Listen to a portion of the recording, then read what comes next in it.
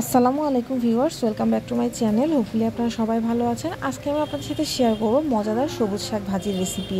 এখানে আমি এক আটি সবুজ শাক নিয়েছি। শাকগুলোকে খুব ভালোভাবে ধুয়ে পরিষ্কার করে এভাবে মিহি কুচি করে কেটে নেব।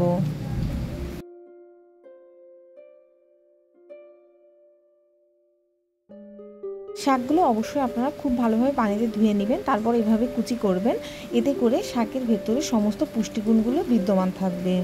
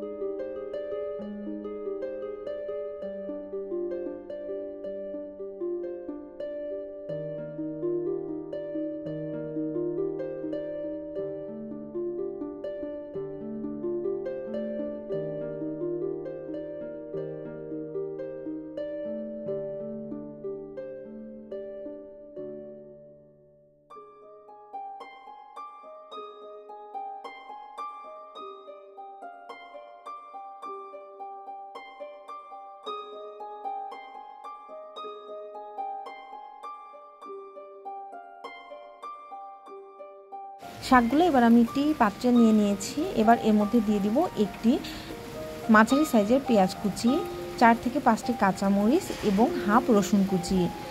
এবার আমি প্রয়োজন মতো লবণ দিয়ে খুব ভালোভাবে শাকগুলোকে সিদ্ধ করে নিব। আপনারা চাইলে লবণটি পরবর্তীতে ব্যবহার করতে পারেন যারা লবণের পরিমাণ বুঝতে পারেন না, কারণ শাকগুলো প্রথমে আয়তনে অনেক বেশি দেখা গেলেও কিন্তু পরবর্তীতে সিদ্ধ হওয়ার পর এটি কমে যাবে। সেক্ষেত্রে আপনারা লবণটি পরে ব্যবহার করতে পারেন। শাকগুলো খুব ভালোভাবে সিদ্ধ করে নিয়েছি। চুলায় আরও একটি পাত্র বসিয়ে দিয়েছি। এবার তার মধ্যে দিয়ে দিব 1/4 কাপ সয়াবিন তেল, দিয়ে দিচ্ছি 2টি শুকনা মরিচ। অন্যদিকে কিন্তু আমি শাকগুলো খুব ভালোভাবে সমস্ত পানি শুকিয়ে সিদ্ধ করে তুলে নিয়েছি। এবার তেলের মধ্যে দিয়ে দিব একটি পেঁয়াজ কুচি, হাফ রসুন।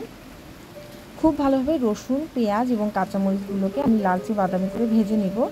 যখন এগুলো লালচে বাদামি হয়ে যাবে ঠিক এই পর্যায়ে আমি এর মধ্যে দিয়ে দিব আগে থেকে সিদ্ধ করে রাখা সবুজ শাকগুলো। এবার মাঝারি আঁচে 10 মিনিট থেকে 15 মিনিট সময় নেড়ে খুব ভালোভাবে শাকগুলোকে আমি ভাজি করে নেব। এর ভেতরে যেই পানিটুকু অবশিষ্ট ছিল সেই পানিটুকু আমি টানিয়ে এনে যখন তেল ছেড়ে দিবে তখন এটি পরিবেশন করে নেব। Thanks for watching my video.